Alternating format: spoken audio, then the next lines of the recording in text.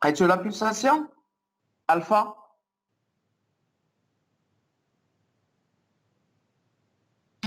Pas encore, monsieur. Voilà, donc c'est un calcul rapide. Elle dit la fréquence. C'est ce qu'on est en train de calculer, c'est par rapport à la force. Attendant la fréquence d'excitation, on calcule la période d'excitation, puis la pulsation, on calcule la pulsation d'excitation. Monsieur, 62,8. On va vérifier.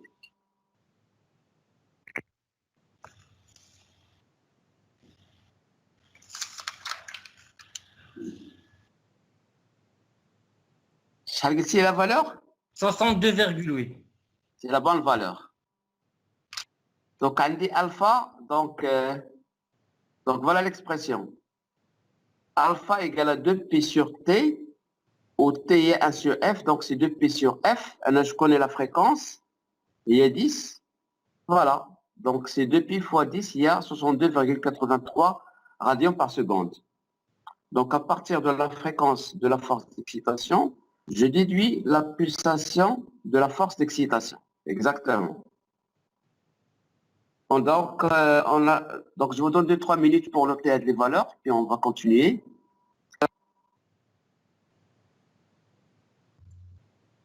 Monsieur, s'il vous plaît. Oui. Monsieur, pourquoi la fréquence est égale à 10 Hz? J'ai fait de pi sur oméga, ça va donner la fréquence c'est 4,5. Là, c'est d'abord, il faut différencier. Il y a deux choses. L'oscillateur ou la structure, ou le château d'eau. Alors, la raideur de la masse, la pulsation de l'eau est 30. D'abord, c'est l'oscillateur. D'abord, il y a une force appliquée. C'est un schéma. Avec le passage du train, j'applique une force harmonique. Avec la force harmonique, Correa, P de t égale à P0 sinus alpha t. Ah oui. P de t égale à P0 sinus alpha t. Comment calculer P0 ou comment calculer alpha. D'abord, alpha, P0 sinus alpha t, alpha, il y a la pulsation de la force d'excitation. Pour calculer alpha, on va attendre une donnée. L'excitation se fait par une fréquence de 10 CPS, il y a 10 Hz. Donc, l'amplitude de la force d'excitation se fait avec une accélération 0,1 G, et la fréquence d'excitation, il y a 10 CPC, il y a 10 Hz. Il y a une force est appliquée avec une certaine fréquence. Mais il y a une fréquence d'excitation, je peux déduire alpha. La pulsation, le qui la formule. Oui, oui, monsieur, oui, j'ai compris. J'ai deux choses. Donc, la pulsation de la force d'excitation, alpha, il est 2pi sur t, ou t est 1 sur f. Donc, il est 2pi sur f, ou f est 10, donc 2pi multiplié par 10, ce qui donne 62,83 radians par seconde. D'abord, il faut calculer deux paramètres. Il faut calculer bêta, puis lambda. Bêta égale à alpha sur oméga. Le rapport des deux pulsations. D'abord, une excitation par une force harmonique, ou deux pulsations. Oméga, la pulsation de l'oscillateur, ou alpha, la pulsation de la force d'excitation. Donc, je calcule le rapport des deux, puis je calcule le coefficient. Bêta est égal à 2,03. Voilà, donc attendez d'abord la main. Monsieur, Oui. Monsieur, mais depuis fois F, F est égal à 10 ou le F est égal à 1 sur T? F est 1 sur T. حيت انا عندي 2 بي sur T, je remplace 1 sur T par F. Ou F هي donné, هي 10. Directement, monsieur. Normalement, là, F minuscule égale à 1 sur T. Voilà. حيت عندي 2 pi fois sur T. Ou 2 pi sur T, عندي بحال عندي 2 pi fois 1 sur T. بحال عندي دابا 2 pi fois 1 sur T. 1 sur T, il y a F. Oui, c'est vrai. Monsieur, lambda égale à 0,9. Attendez une deuxième valeur. Monsieur, bêta est égal à 2. Voilà, bêta, la valeur de bêta, elle est bonne, hein. Je veux la valeur de lambda.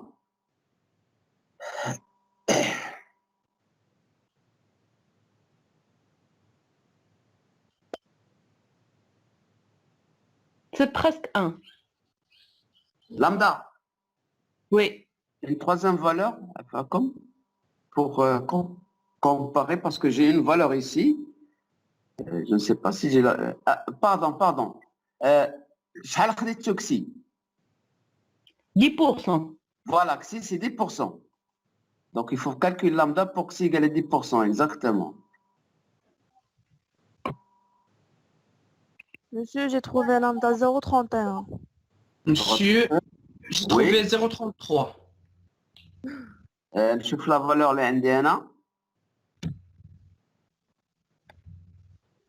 هي هذيك 0,31, 0,33, c'est juste. Vous avez trouvé la bonne valeur.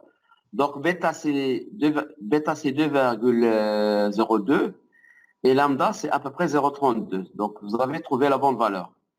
D'abord la force d'excitation. La force d'excitation a donné une accélération égale à 0,1 fois G fois la masse. monsieur بيتا شحال كتساوي؟ هاتي واحد الدقيقة عفاك.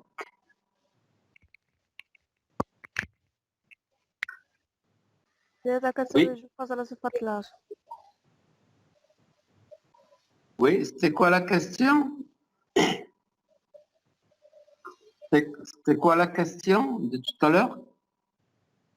C'est bon monsieur. C'est bon? Oui. Donc, voilà la force P0, la force d'excitation P0. Il y a 0,1 fois G l'accélération fois W. Donc, suivant l'exercice, ça donne l'accélération qu'on multiplie par une masse, ce qui donne la force P0. Donc, P0, c'est 0,1. monsieur عافاك تقدر تقول لي كسي شحال كتساوي؟ نعم؟ سي. Si, Oui. si c'est higher l'exercice, hein. Si c'est 10%, يعني هي 0,1. Donc, si c'est 10%, donc psi égale 0,1. Dampened coefficient. Effective dampened coefficient. Donc, psi égale 0,1. C'est vrai, j'aurais dû le noter.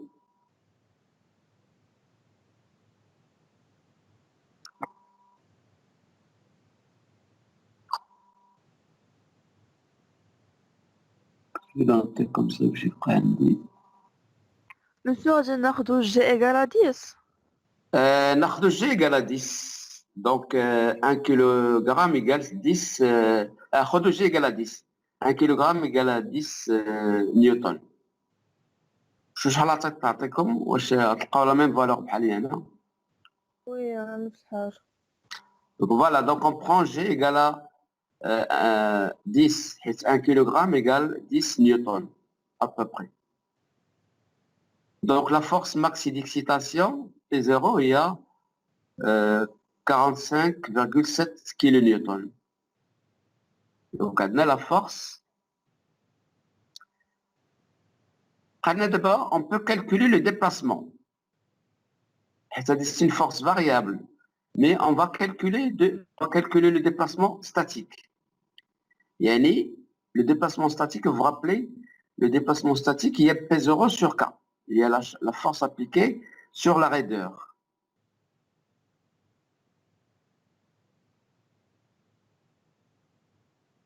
Donc, on calcule le déplacement statique pour voir quelle est la valeur de déplacement. Donc, il y a la force divisée par la raideur. La force max ici, 45,7, divisée par la raideur qu'on a calculée tout à l'heure, qui est égale à 43 770,5 kN par mètre, ce qui donne quel déplacement? Monsieur, j'ai trouvé 1,04 fois 10 moins 3. Voilà, 1,04 10 moins 4 à la puissance 10 moins 3. mètres, donc je pense que c'est la bonne valeur.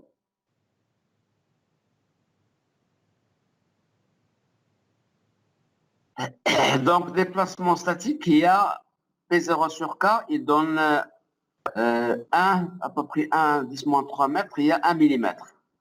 Donc, voilà le déplacement statique. Ça veut dire quoi? Monsieur, Oui, monsieur. Monsieur, pour Oui. le D, dans la force P0, Oui. le W, c'est pas oméga, c'est pas la pulsation. C'est la masse. C'est la masse, oui. Ah, C'est la masse.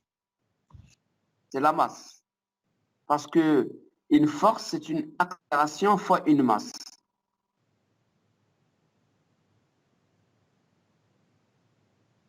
Accélération, monsieur. L'accélération est...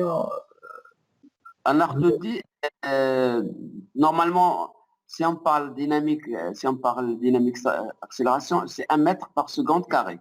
Ou là, on peut dire que G, il y a, il y a 10, parce que 1 kg, il y a 10 newtons.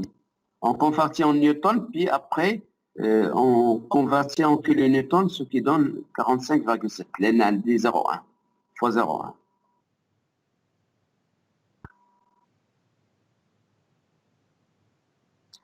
Donc, une fois qu'on a la force maxi P0, donc le déplacement statique, il y a P0 sur K, ce qui donne de la valeur. Donc, le déplacement, il y a 1 millimètre, 0,01 mètre.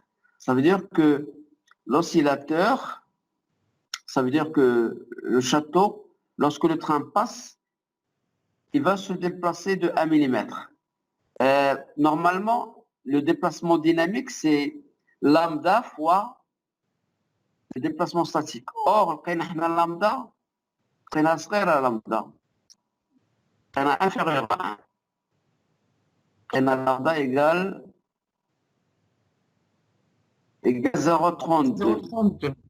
0,32. Pourquoi? Parce qu'on a de la chance, parce qu'on a bêta égale 2,02. Yani, on n'a pas le problème de résonance.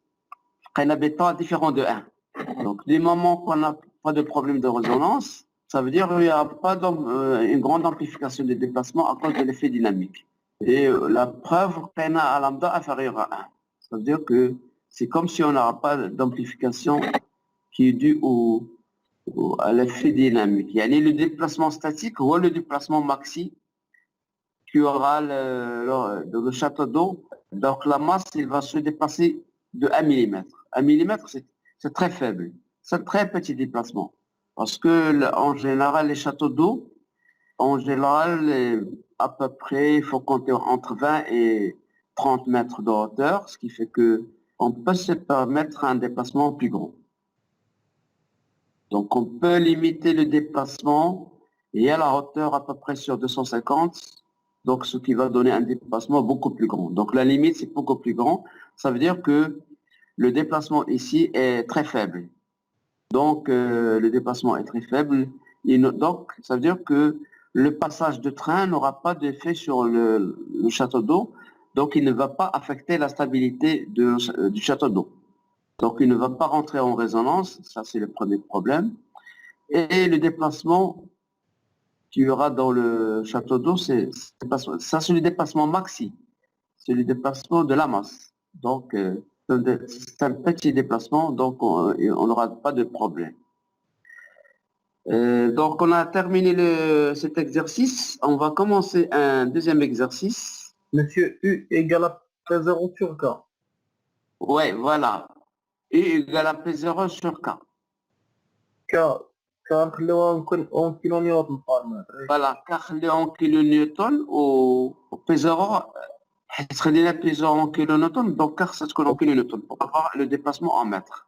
Puis on convertit en millimètres. Donc on passe maintenant à notre exercice. C'est bon, vous avez terminé l'écriture. Est-ce qu'il vous manque des données à écrire? C'est bon, monsieur. C'est bon? Donc, on passe à notre exercice. Donc, allez, je peux les faire carrément parce qu'on a terminé. Donc, là.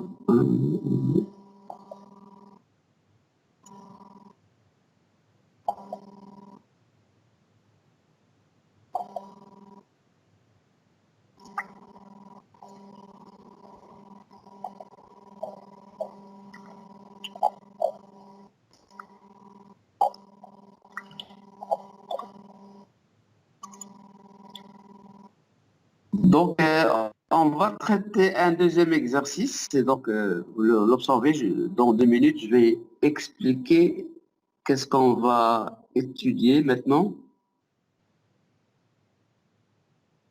Monsieur نقرا الشيما.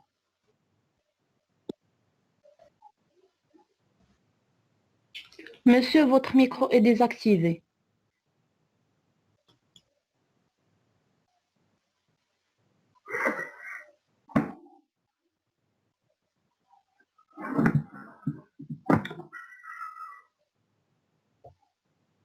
أجار واش قال لنا ناخدو هاد الإكزارسيس نقراوه. شرح. كيفاش؟ هاي شرح.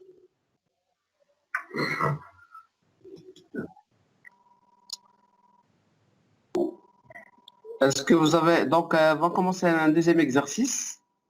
Est-ce que vous avez observé le schéma devant vous? وي مسيو واش نقراوها؟ نقلوها باش حيت غادي سي انتريسون l'exercice. اوكي مسيو.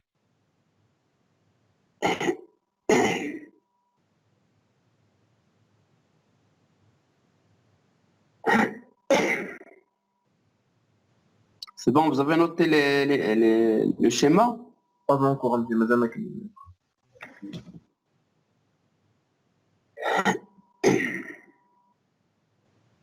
C'est bon? Continue? وي مسيو. Oui, monsieur. Oui, monsieur. Donc, je vais expliquer le schéma. Donc, ça, c'est la modélisation d'un pont. Donc, ici, vous voyez qu'on a représenté comme une poutre sur 2 appuis. Normalement, le pont a plusieurs travées. Mais ici, on a représenté qu'une seule travée qui est une longueur L égale à 10,8 mètres. Et on a 2 appuis. Le pont, on suppose que c'est un pont en béton armé. Et vu que le béton armé, c'est un matériau qui subit le phénomène de fluage. Avec le temps, même à charge constante, même à contrainte constante, sans augmenter les charges et les contraintes, la structure malheureusement continue à se déformer. Ce qui fait qu'en travail, après un certain temps, le pont subit un dépassement suite à des déformations de fluage de 3 cm. Donc le pont n'est plus pratiquement horizontal, droit. Donc il est devenu plus ou moins parabolique. Ce qui fait que ce que vous voyez à gauche, c'est la modélisation d'une voiture. Donc une voiture, on peut la modéliser. On peut modéliser une voiture par un oscillateur parce que la voiture elle a des amortisseurs. Donc on peut estimer le coefficient d'amortissement de cet oscillateur et on peut calculer sa raideur parce que la voiture elle a des roues. Donc en appliquant des charges sur la voiture et on peut calculer le déplacement suite aux charges appliquées. Puis on peut estimer la raideur de la voiture. Ça veut dire que la voiture, ce que vous voyez comme point noir, c'est la voiture qui est modélisée par un oscillateur. Donc lorsque la voiture passe, au niveau des appuis, il est dans un point haut, on travaille dans un point bas.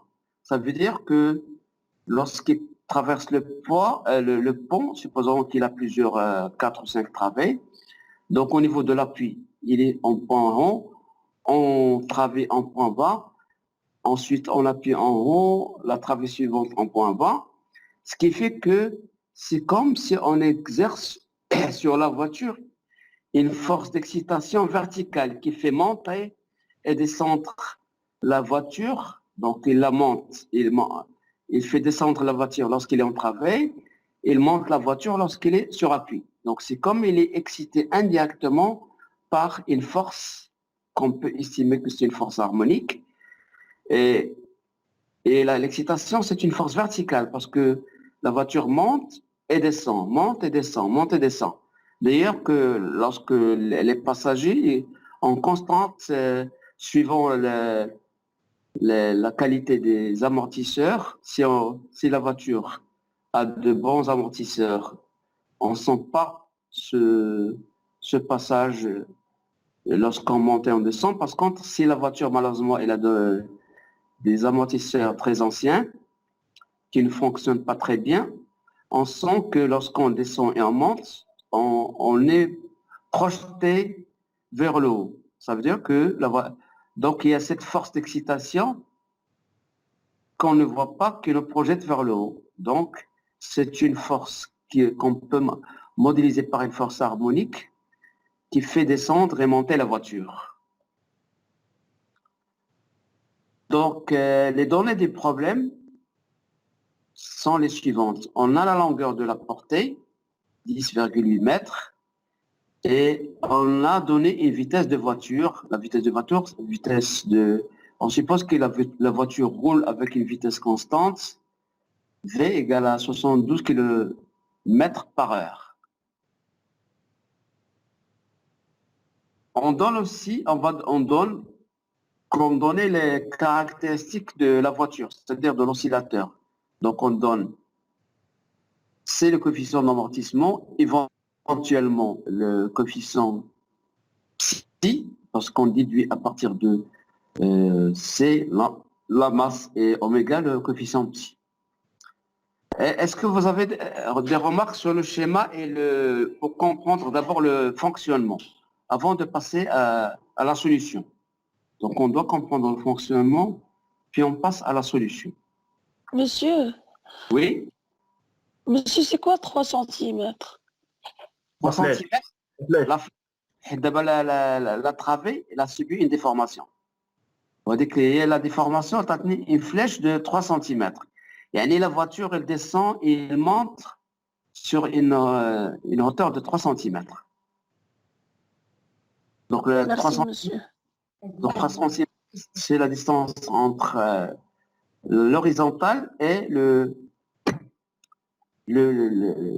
bas du pont. C'est la flèche. Donc, Monsieur, le point noir, on les roues de la voiture. voilà, exactement. Le point noir, exactement, c'est les roues de la voiture. C'est une bonne remarque. D'abord, il faut l'énoncer. Donc, on va lire un petit peu l'énoncé rapidement. Donc, un pont est constitué d'une série de portées identiques. Donc, les déformations de ces portées feront qu'une excitation harmonique sera communiquée par la chaussée au véhicule qui l'emprunteront. Donc, ce qu'on voit sur la figure. Donc, 1, il faudra que le système de suspension de l'automobile limite, voilà, les mouvements verticaux transmis aux occupants du véhicule. Donc, considérons la raideur. Donc, maintenant, on passe aux données. Considérons la raideur des ressorts K égale à 245 kN par mètre. Donc, on a la raideur. Donc, la raideur, c'est 245 kN par mètre. On a ici le coefficient, en supposant que, dans un premier lieu, que la voiture a de bons amortisseurs. Donc, psi égale à 40%. Donc, psi égale à 40%. Puis, on donne la masse de la voiture. M égale 2000 kg. Donc, on donne la raideur, coefficient psi et la masse. Ça veut dire ces trois paramètres, ce sont les caractéristiques de l'oscillateur, de la voiture. Première question, déduire de ces données l'amplitude totale de vibration du régime permanent.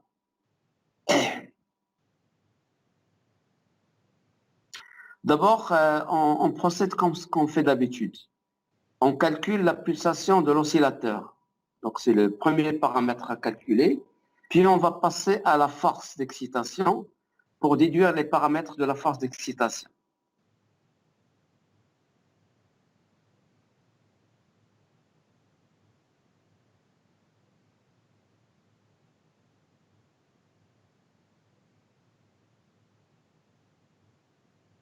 Donc, il faut calculer d'abord oméga. Donc, oméga, adna K et M. Donc, oméga, c'est racine de K sur M. Sauf qu'il faut faire attention aux unités. Puis, on va passer à la force d'excitation. D'abord, on va voir comment on détermine la pulsation de la force d'excitation.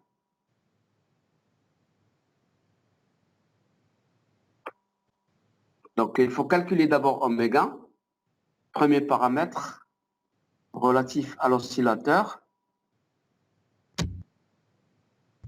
Monsieur, oméga c'est 11,06 radians par seconde. Je vais vérifier parce que j'ai déjà fait un petit calcul, je crois.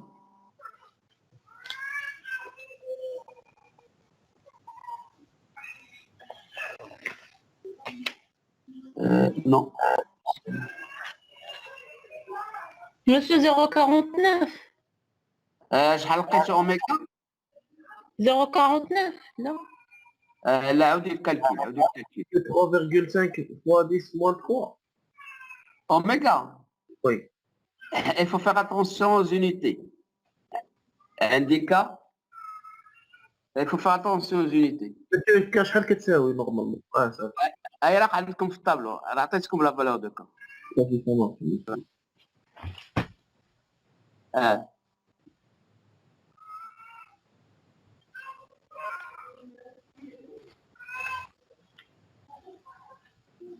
Monsieur 11,06. اوميغا égale à يادك la valeur oméga Oui, c'est 11,06 ou bien 0,7 Oui, oui, monsieur, c'est la monsieur, première. 11,67,67. 0,67. يادك هي 0,7 انا جي donc j'ai arrondi لقيت 11,07 donc c'est la bonne valeur. D'abord لقينا la pulsation de l'oscillateur. D'abord on va s'intéresser à la masse de la force. D'abord غادي نرجعوا للشيما pour comprendre. Je veux calculer d'abord alpha. D'abord, qu'est-ce qu'on a comme données? On a la longueur de la travée. Il y a 10,8 et j'ai la vitesse. 72 km par heure. Ça veut dire que déjà avec ça, je peux calculer le temps, par exemple, lorsque la voiture est sur le premier appui, le temps qu'il va mettre pour arriver au deuxième appui. Le temps que la voiture va mettre d'un appui. La vitesse sur la distance, la distance sur la vitesse. Voilà, exactement. Donc le temps, la distance est égale à le temps fois la distance. Donc on peut déduire le temps. Donc le temps, c'est la distance sur la vitesse. Donc le temps, qu'est-ce qu'il signifie? Parce que la voiture, lorsqu'il est sur le premier appui, lorsqu'il descend et il passe au deuxième appui, c'est le temps d'une excitation. Donc parce qu'il passe d'un point haut en bas, puis il monte au point haut, donc c'est le temps d'une excitation. Donc le temps ici qu'on calcule, c'est relatif à la force. Donc c'est le temps d'excitation. Et à partir du temps d'excitation, je peux déduire alpha. Donc je peux déduire alpha, la pulsation d'excitation.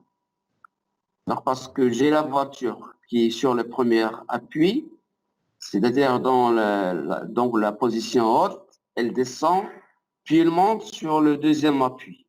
Donc le temps qu'il va mettre, c'est le temps relatif à une pulsation. Puis on calcule le alpha, la pulsation le temps d'une excitation. Et le temps d'une excitation, à partir du temps d'une excitation, on peut déduire la pulsation de l'excitation alpha. Monsieur, une question. Oui. Monsieur, الأخرى عندنا en kilomètres par mètre و M كعندنا en kilomètres par mètre و M عندنا en temps. Pour calculer oméga الاولى ديال l'oscillateur خاص تكون عندنا K en kilonewton ou M en tonnes. Ça fait on dit oméga égale racine de K sur M. Donc on doit faire attention aux unités. Tu as toujours M خاصها تكون en temps. إلا كانت K en kilonewton ضروري en kilonewton par mètre ضروري M en newton. إلا كانت K en newton par mètre M il doit être en kilogramme. Le kilogramme qui me met newton, autant qui me met kilonewton. Donc, c'est deux unités compatibles. Ok, monsieur, merci. Monsieur, s'il vous plaît, j'ai trouvé alpha égal à 11,21 radians par seconde. بس vérifier الأخ. Ok. شحال لقيتي؟ 0,21, monsieur. Il faut vérifier, il y a une valeur différente. Donc voilà comment il faut procéder. Donc la voiture elle a une vitesse de 72 km par heure. Il faut la convertir en mètres par seconde. Il faut faire attention aux unités. Donc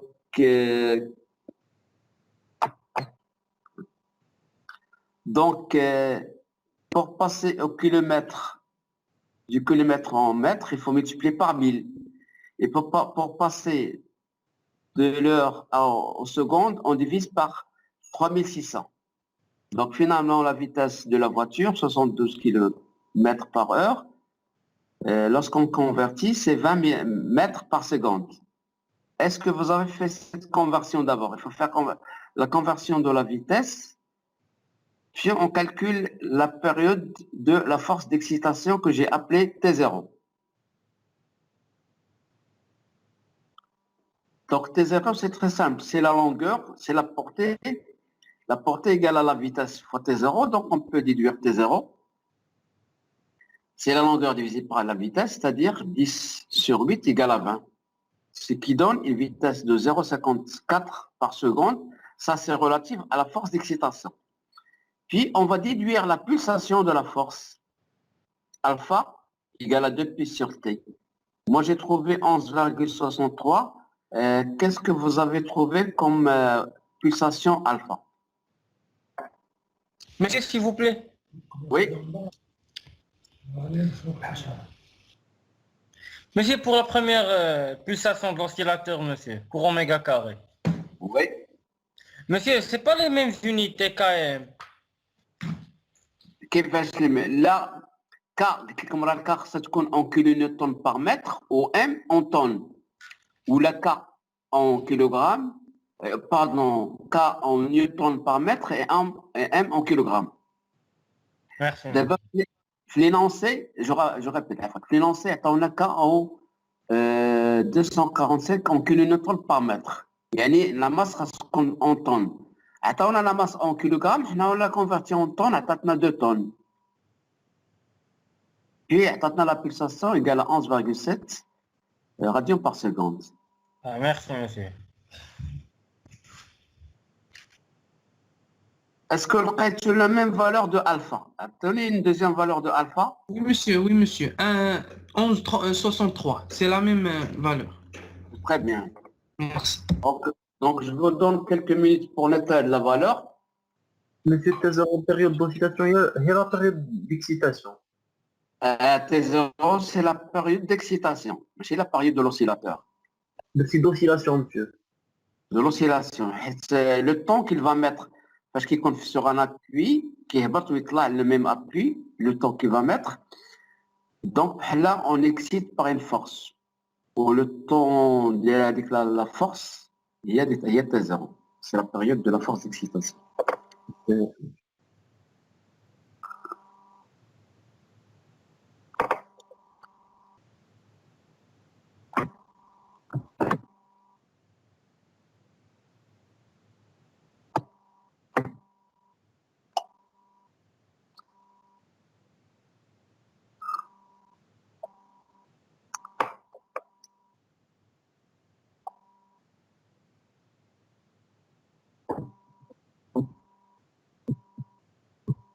Donc, c'est bon, vous avez terminé l'écriture. Oui, monsieur. Donc, d'abord, on continue le calcul. D'abord, on a alpha et oméga. Donc, on peut D'accord. calculer ça. Donc, on peut D'accord. calculer. 1,05 monsieur. Oui, Voilà. 1,05. Et Nanda 1,18. Donc, on a bêta, c'est 1,05. Xi, c'est donné. On a xi égale à 40%. Ça veut dire que on a supposé que l'oscillateur a de bons amortisseurs. C'est-à-dire la voiture a de bons amortisseurs. Donc, le lambda, 1,18. Supérieur à 1. voilà, 1,18. Donc, je vais la noter. Attendez une deuxième valeur, comme ça, on va être sûr que c'est la bonne valeur. Donc, 1,18.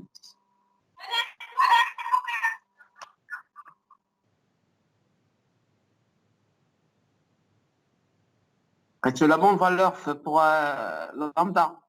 As-tu la même valeur? Monsieur, لقيت 1,28. 1, 28. attendez une troisième valeur. Hein, comme je marque de la bonne valeur. Donc, elle dit les deux valeurs. 1,18. Donc, c'est bon. Donc, 1,18, c'est les deux valeurs. Donc, lambda égale à 1,18. D'abord, on va calculer, parce que dans la première question, il demande le déplacement. Donc, on va calculer. 1,26. Donc, c'est bon, c'est 1,18. C'est la bonne valeur. Voilà, d'après le schéma, le déplacement, il y a 3 cm. Donc, le déplacement, on a ces données. C'est le déplacement statique. Le déplacement statique. Donc, le déplacement dynamique, il y a le déplacement 3 cm statique fois lambda.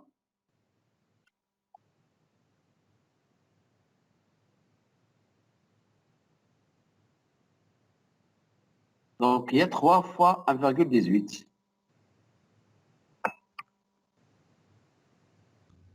Sur 3,54. 3, 54.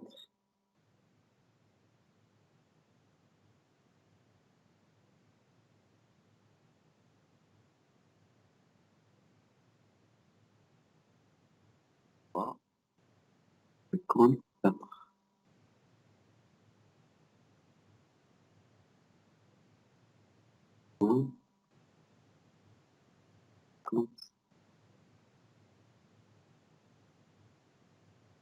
Centimètres. Yani, Monsieur, s'il vous plaît, c'est 3 fois 1,18 est égal à Attends, 3,50. ah oui, tu as raison. Donc, je vais modifier fois 1,18.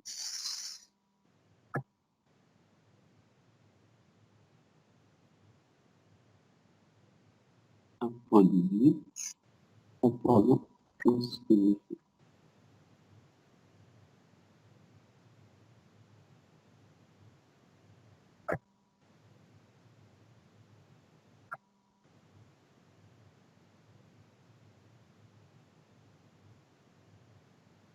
Égal.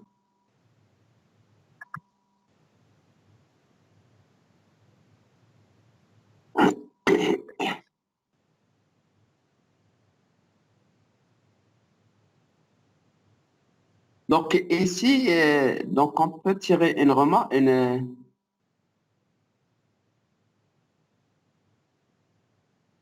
donc on peut tirer une conclusion, c'est que il n'y a pas une grande amplification. Il y a un effet dynamique n'est pas très important. Heureusement, parce que les ponts, on prend toujours on les prend tous les jours. Il y a le déplacement dynamique qui est trop proche au déplacement statique. Il n'y a pas un effet d'amplification pour deux raisons. Première raison, c'est que on a la valeur de xi est grande, xi égale à 40%, ça veut dire qu'on a de bons amortisseurs. Et aussi, il n'y a pas le problème de résonance. Donc, il n'y a pas l'effet de résonance parce on est proche de la résonance, mais on n'a pas la résonance. D'abord,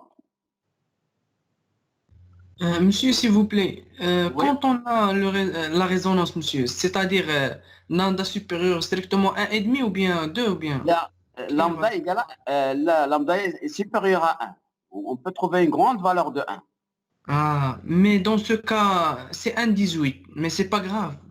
Je crois. 1,18.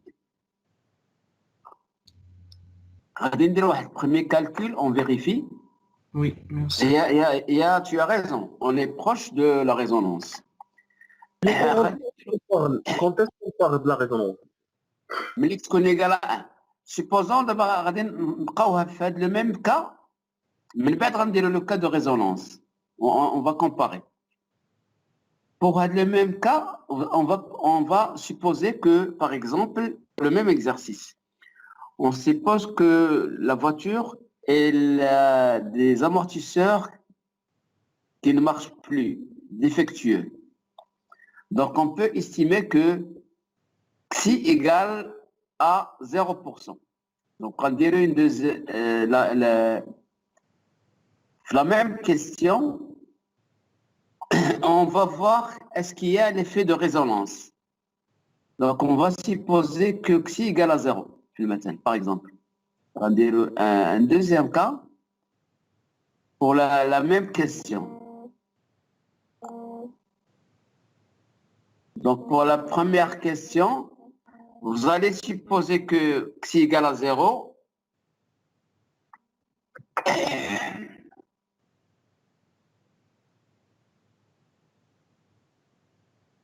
Donc, on suppose que xi égale à 0.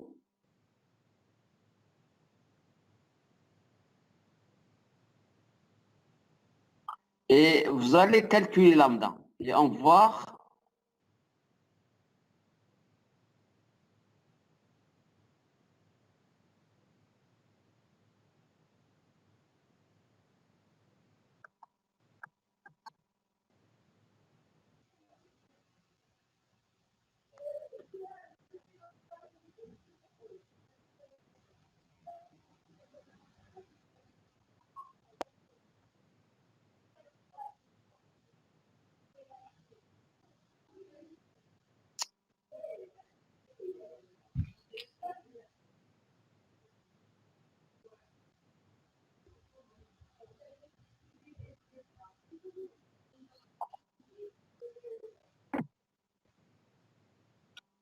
donc xi égale à 0.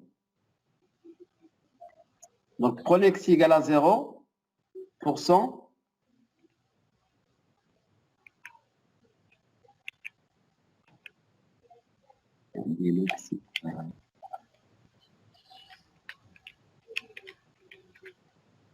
Donc, xi égale à 0.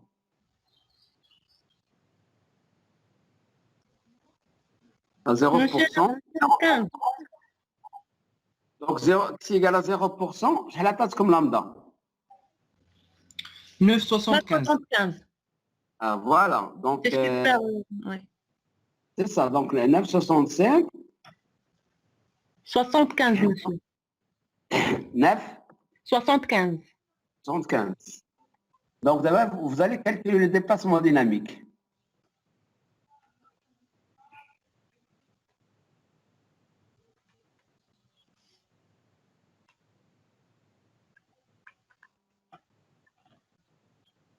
Monsieur, 29,25.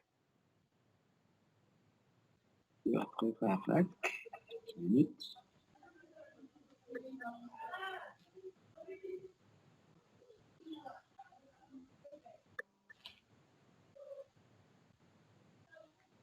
Et tu as lambda égale 9,75. Oui. Et le déplacement dynamique, 29,25. Hein? Déplacement dynamique.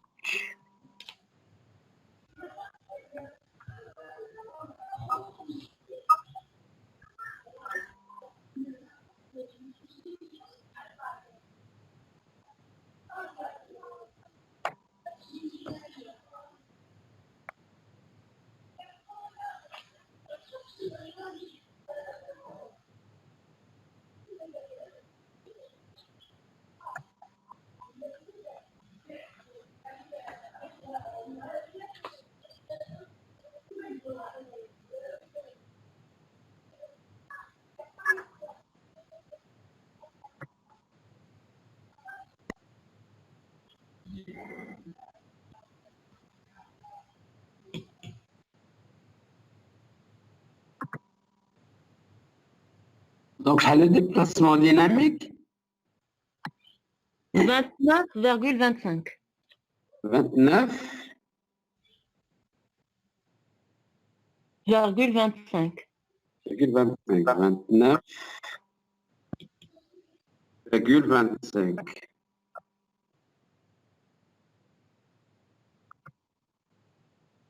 Donc, vous voyez qu'on a la différence. Si le rôle des amortisseurs, il est important. Lorsque la voiture avait de bons amortisseurs, le déplacement dynamique, c'est pratiquement égal au déplacement statique. Yani, on ne sent pas avec on va pas être projeté. Par contre, les amortisseurs ne fonctionnent pas très bien. Vous voyez que le déplacement dynamique, il laisse pratiquement 30 cm. C'est pourquoi lorsqu'on est dans une voiture, lorsqu'on descend et monte, on saute. Donc on est projeté vers le haut. Avec la projection vers le haut, le déplacement dynamique. D'où le rôle d'avoir, pour une voiture, il faut avoir de bons amortisseurs, comme ça on peut rouler confortablement sans avoir les problèmes de la projection à cause des effets dynamiques. Parce que malheureusement, lorsqu'on a des dodanes, on a toujours le problème de l'effet dynamique, donc on est projeté. Donc, on a terminé avec la première question, mais sinon, on peut calculer la force d'excitation. Donc, à dire la conclusion de la partie, et on va voir que lorsqu'on a vraiment résonance, parce que c'est vrai, parce que d'abord, on peut conclure que lambda égale à 1,18, alors on est près de la résonance. Lambda, c'est presque égal à 1. L'effet de la résonance ou l'effet d'avoir xi égale à 0, c'est lui qui a donné l'amplification. La deuxième question, on va tenir compte de l'effet de la résonance et on va voir la différence entre les deux. Sinon, toujours par rapport à la première question, on peut calculer alpha puis P0. Alpha, je crois. Alpha. Alpha égale à 11,63. C'est déjà calculé. P0. P0, il y a K, la raideur fois le déplacement statique, 3 cm. Donc, un des K ou un des... C'est 735. 700. En quelle unité? Kilonewton. Kilonewton. C'est U. Centimètres. Donc ça va être 735. 735. Voilà. Donc, la raideur, il y a 245. 245 kilonewtons par mètre. Voilà. Fois Fois 3 fois 10 moins 2. Voilà, 0,03. voilà 0,03. 7,35. Voilà, 7,35.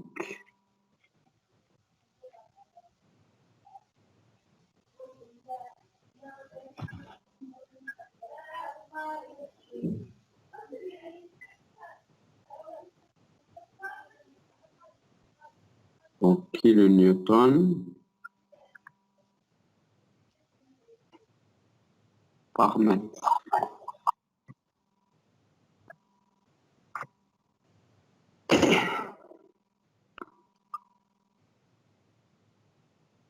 Donc, voilà, donc on a terminé la première question. Alpha, c'est déjà calculé. D'abord, la deuxième question, on va revenir à l'exercice. Deuxième question, la vitesse nécessaire pour induire la résonance donc, dans le système de suspension de la voiture. Donc, il faut calculer la vitesse pour avoir la résonance. Pour avoir la résonance, on a dit qu'il faut alpha. On doit avoir bêta égale à 1. Bêta égale à 1, ça veut dire que alpha égale à oméga. Oméga, on l'a déjà calculé. Donc, il faut déduire alpha. Et à partir de alpha, on fait un calcul inverse de ce qu'on a fait tout à l'heure. Donc, à partir de alpha, on calcule la période T0 d'excitation. Puis, on calcule la vitesse d'excitation. Donc ici, on va faire un calcul inverse. Pour retourner la question avec alors. Monsieur, s'il vous plaît, P0 en kilonewton. C'est pas en kilonewton par mètre. Hein. P0. P0 en kilonewton, pardon, vous avez raison, je vais corriger. C'est une force, ouais, c'est pas une force par mètre. C'est une force constante.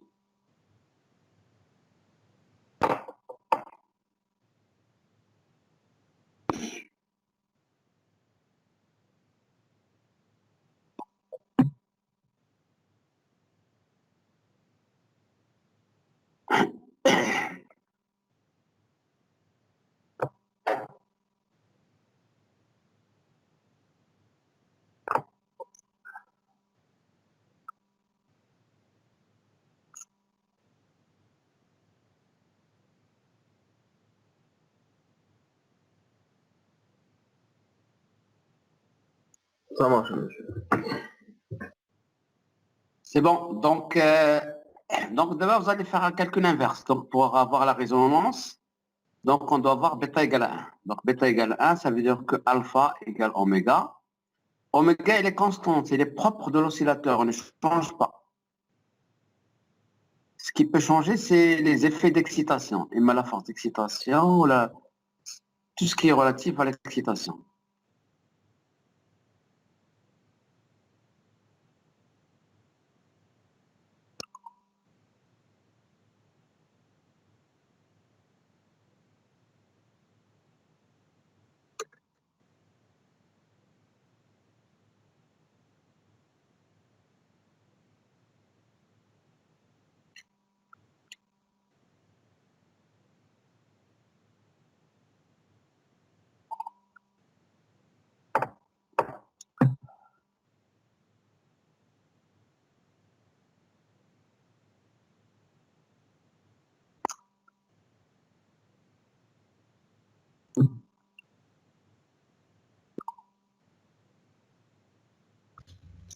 Monsieur, s'il vous plaît.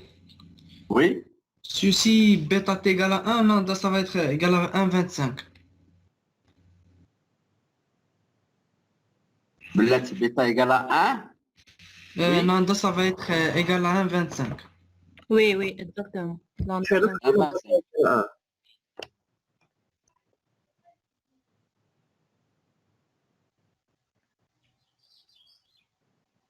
monsieur, علاش خدينا بيتا ايكال حيت حنا في لا ريزون. on suppose qu'on a la résonance. Donc, là, quand on a la résonance, alpha égale à oméga, donc bêta égale à 1. دونك monsieur Donc, quand la bêta égale à 1, vous allez faire deux calculs. Dis-le directement le premier calcul, psi égale à 0%. Je vois, je rate. ماشي سوبر ماشي لا ريزونس كتكون باش تكون سوبيريور ا 1 monsieur Là, تكون égale à 1. C'est la résonance. Donc, pour avoir la résonance, bêta égale à 1. Donc, la résonance correspond à bêta égale à 1. Donc, les bêta 1 égale à 1. Donc, on va calculer deux valeurs de lambda. شحال la valeur الأولى لقيتو 1,25. 1,25. 1,25 pour 40%, ياك. Oui.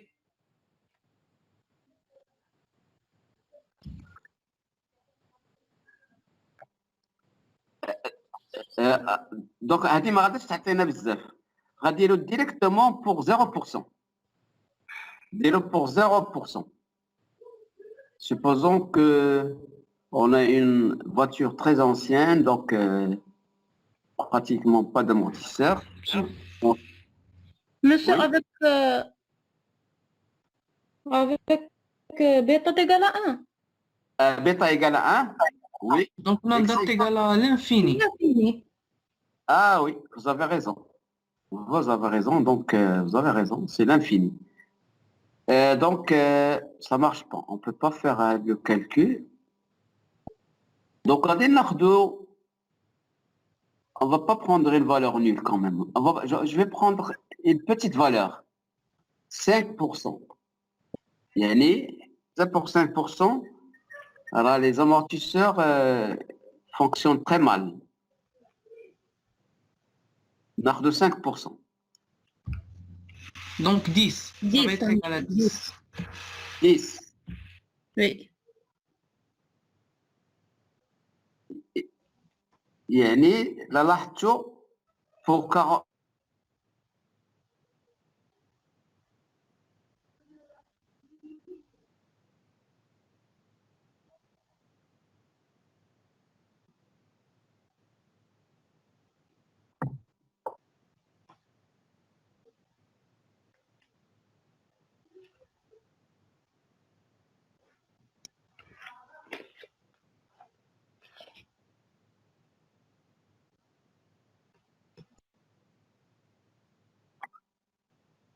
Donc, là, ça veut dire quoi? Ça veut dire que l'effet des amortisseurs est très important. Donc, lorsqu'on avait pris 40%, même lorsqu'on a la résonance, قلنا lambda égale à 1,25. Il y a la pression pour 40%. C'est ce que vous avez trouvé. Oui? Oui, monsieur. Oui, monsieur. Exactement. 1,25, ça veut dire qu'il n'y aura pas une grande amplification. Donc, même si on est dans la résonance, il n'y aura pas de grande amplification. Par contre, lorsque epsilon psi est petit, 5 ou le 0%, que le lambda égale à 10. Ça veut dire que l'effet des amortisseurs, il est important. Donc, autrement dit, même si on est près de la résonance, si on arrive à amortir l'effet de l'excitation lorsqu'on l'amortit, donc on réduit son effet. Et il n'y aura pas de problème. Donc finalement, là, le déplacement ne va pas être très majoré. Donc il y a les deux facteurs, il y a l'amortissement et la résonance. Et la résonance, c'est dangereux, le déplacement va être infini. L'amortissement, et on est dans le cas de la résonance, le déplacement est infini. Par contre, la preuve ici, même si on a la résonance, et si on a psi égale à 40%, un grand amortissement qui est donné par les amortisseurs, donc ce qui fait que l'effet n'est pas très grand, grâce à les amortisseurs. Certains pays comme le Japon, les États-Unis, lorsqu'ils ont des grands tours, des tours qui font 100 étages et plus, et sont situés dans des zones sismiques. Donc c'est très très violent. L'intensité peut atteindre entre 8 et 9 sur l'échelle de Richter. Ce qui fait, même si on dimensionne le contentement et le radier très correctement, on ne va pas amortir l'effet sismique. Par contre, la solution qu'ils mettent, il y a les amortisseurs. Donc entre les fondations et le bâtiment, donc ils placent des amortisseurs qui vont absorber le sisme, ils vont l'amortir. Par exemple, là, un sisme de 8, suite aux amortisseurs, ils vont réduire l'effet et on va voir que, par exemple, 6 ou la 7. Et c'est lorsqu'on passe 6 ou la 7, il devient faible. Ça, il n'y aura plus de problème. Le 8, il est dangereux. Les effets sont très, très, très grands. Je crois qu'on a une troisième question. C'est l'heure, je crois. Donc, à tout à l'heure. Prenez votre petit déjeuner